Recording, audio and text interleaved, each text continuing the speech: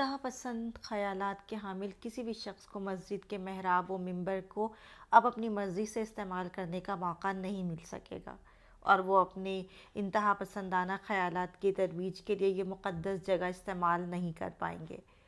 پنجاب حکومت نے یہ فیصلہ کیا ہے کہ مسجدوں میں اب سرکاری خطبہ پڑھا جائے گا اور تمام مساجد کی مسجدوں کو اس کی پابندی کرنی ہوگی، اور اس خطبے کے لکھنے کا کام محکمہ اوقاف کے سپرد ہوگا۔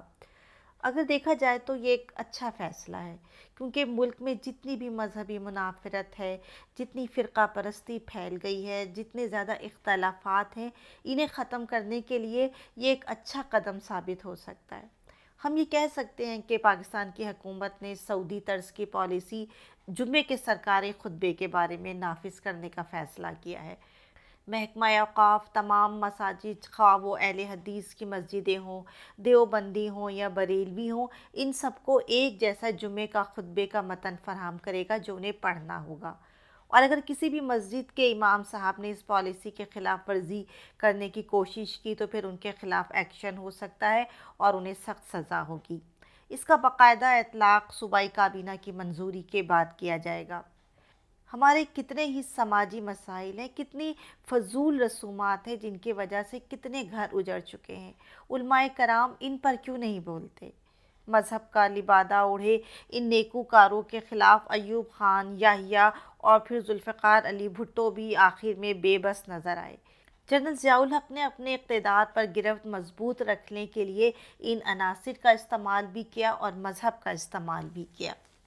آخرت کا ایسا پیکیج، جنت کا ایسا دل فریب منظر کہ بیچارے غریب لوگ جو معصوم ہیں، سادہ ہیں، نہ روزگار، نہ گھر، نہ بجلی، نہ تعلیم، جن کے لیے دنیا پہلے ہی جہنم جیسی ہے، سب سے پہلے وہ متاثر ہوتے ہیں۔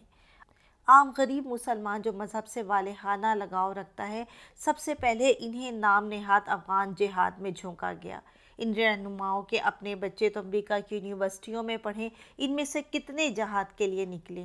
شہادت غریب کی ہی میراث۔ ان پرتشدد رویوں پر ابھارنے والے کون لوگ ہیں؟ کہاں بیٹھ کر یہ بیانیہ انہوں نے پوری قوم پر مسلط کیا ہے؟ مذہبی شدت پسندی اتنی بڑھ گئی ہے کہ صرف ایک یہ قدم اٹھانے سے یہ قابو میں آنے والی نہیں۔ ضروری ہے کہ تمام فرقوں کے علماء جو سنجیدہ مزاج ہیں، معتدل سوچ رکھنے والے ہیں، جو اسکالرز ہیں، انہیں آگے لایا جائے اور وہ لوگوں کو بتائیں کہ شدت پسندی کا مذہب سے کوئی تعلق نہیں۔ مذہب کوئی بھی ہو، ہر شخص کے لیے اس کا مذہب اس کے لیے بہت اہمیت رکھتا ہے۔ خاص طور پر بر صغیر میں مذہب کی لوگوں کے نزدیک بڑی اہمیت ہے۔ یہاں کوئی بھی تحریک مذہب کے بغیر کامیاب نہیں ہو سکتی، لیکن مذہب کا اپنے مقصد کے لیے استعمال کرنا غلط ہے۔ کم فہم، شر پسند رہنما اپنی شعلہ بیان تقریروں سے اس آگ کو اور ہوا دیتے ہیں، اور اب تو صرف الزام لگانے پر ہی انسانی جان لینے کے در پہ ہو جاتے ہیں، جس کی واضح مثال مشال کیس ہے۔ کیونکہ ایسے رویے رکھنے والے لوگ صرف اپنی ہی مکتبہ فکر اور اپنی ہی نظر سے دیکھنے کے اتنے عادی ہو جاتے ہیں کہ وہ صرف اسے ہی صحیح سمجھتے ہیں، اور دوسروں کا نقطۂ نظر یا غیر جانبدارانہ رویے اپنانے کے لیے وہ تیار نہیں ہوتے، بلکہ سننا بھی نہیں چاہتے۔ جو ہماری بات نہ مانے وہ کافر ہے۔ بیرونی طاقتیں ہوں یا شدت پسند تحریکیں، یہ ہمیشہ مذہب کی آڑ لیتی ہیں۔ پہلے فنڈ دیے جاتے ہیں اور پھر اپنے مفادات کا حصول وصول کیا جاتا ہے۔ ہم نے دوسروں کی جنگیں اپنے میدان میں لڑی ہیں۔ فاٹا اور قبائلی علاقوں میں شدت پسند علماء نے انہی منبر اور محراب کے ذریعے اپنے نظریات کو فروغ دے کر شدت پسندی میں اضافہ کیا ہے۔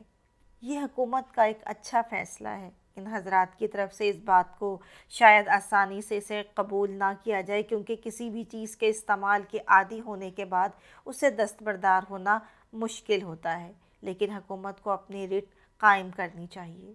آپ کی کیا رائے ہے؟ کمنٹس کر کے ہمیں اپنی رائے سے ضرور آگاہ کریں، اور اس کے ساتھ ہی ہمارے چینل کو لائک کریں، سبسکرائب کریں اور بیل آئیکن پر کلک کریں تاکہ ہماری نئی آنے والی ویڈیو کی نوٹیفیکیشن آپ تک پہنچ